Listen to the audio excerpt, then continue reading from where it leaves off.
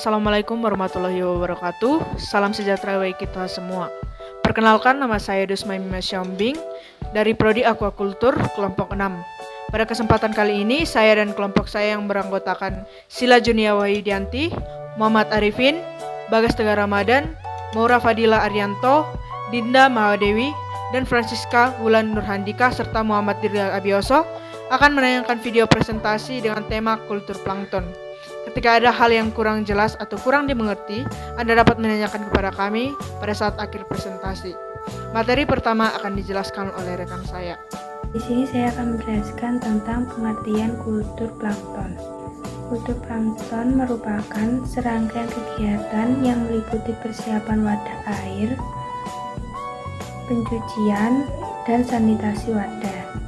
Di dalam kultur plankton mempunyai kegiatan, yaitu kegiatan identifikasi, pemupukan, dan inokulasi plankton di laboratorium. Kegiatan berikutnya adalah upscaling. Upscaling adalah budidaya plankton dari skala laboratorium ke skala budidaya massal. Selanjutnya ada manfaat kultur plankton. Yang pertama, sumber pakan alami. Karena merupakan bagian yang penting dalam proses produksi ikan komersial, baik sebagai pakan maupun sebagai sumber gizi dan sumber protein hewani ikan. Yang kedua, untuk keperluan penelitian, dapat digunakan sebagai organisme uji dan bioindikator. Faktor-faktor yang berpengaruh terhadap kultur plankton. Pertama, suhu. Kedua, kadar pH. Ketiga, oksigen terlarut. Keempat, kadar amonia. Kelima, intensitas cahaya. Keenam, media kultur. Dan yang terakhir, aerasi. Yang keempat, ada 6 contoh algae atau plankton yang sering dikultur. Yang pertama, ada Nanochloropsis oculata 2-4 mikrometer. Yang kedua, Isochrysys galgana 5-7 mikrometer. Yang ketiga, Tetraselmis cui 7-10 mikrometer. Yang keempat, Cetoceros gracilis 6-8 mikrometer. Yang kelima, Dunaliella tertiolecta 7-9 mikrometer. Dan yang terakhir, Chlorella sp 3-9 mikrometer. Selanjutnya yaitu subbab 5 tentang nutrien yang dibutuhkan oleh algi. Yang pertama yaitu makronutrien yang terdiri dari nitrogen sebagai komponen utama dari protein sel. Yang kedua yaitu fosfor dibutuhkan dalam proses protoplasma dan inti sel.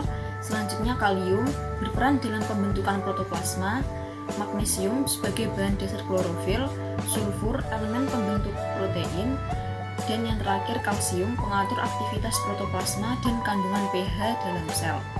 Yang kedua yaitu mikronutrien yang terdiri dari boron, mangan, seng, kobalt, dan tembaga. Kultur plankton merupakan serangkaian kegiatan yang meliputi persiapan wadah dan air, yang yaitu pencucian dan sanitasi wadah. Selanjutnya diikuti oleh kegiatan identifikasi, pemupukan, dan inokulasi plankton di laboratorium. Kegiatan berikutnya pada kultur plankton adalah upscaling, yaitu budidaya plankton dari skala laboratorium ke skala budidaya massal. Persiapan wadah dan media. Budidaya plankton dapat dilakukan dalam skala laboratorium dan skala lapangan. Budidaya skala laboratorium digunakan wadah berupa botol kaca. Hasil budidaya skala laboratorium umumnya digunakan sebagai stok budidaya skala lapang. Dalam kegiatan budidaya skala laboratorium, wadah harus dibersihkan dan disanitasi. Untuk pencucian dapat menggunakan deterjen dan dibilas hingga bersih dan dikeringkan.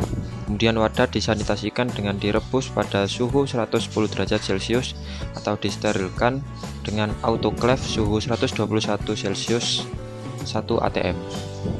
Selanjutnya ada dinamika pertumbuhan plankton. Dinamika pertumbuhan mikroalga terdiri dari 5 tahap. Yang pertama, fase istirahat atau induksi, life phase. Di fase ini pertumbuhan ukuran sel meningkat. Organisme mengalami metabolisme tetapi belum terjadi pembelahan sel, sehingga kepadatan plankton pada perairan belum meningkat.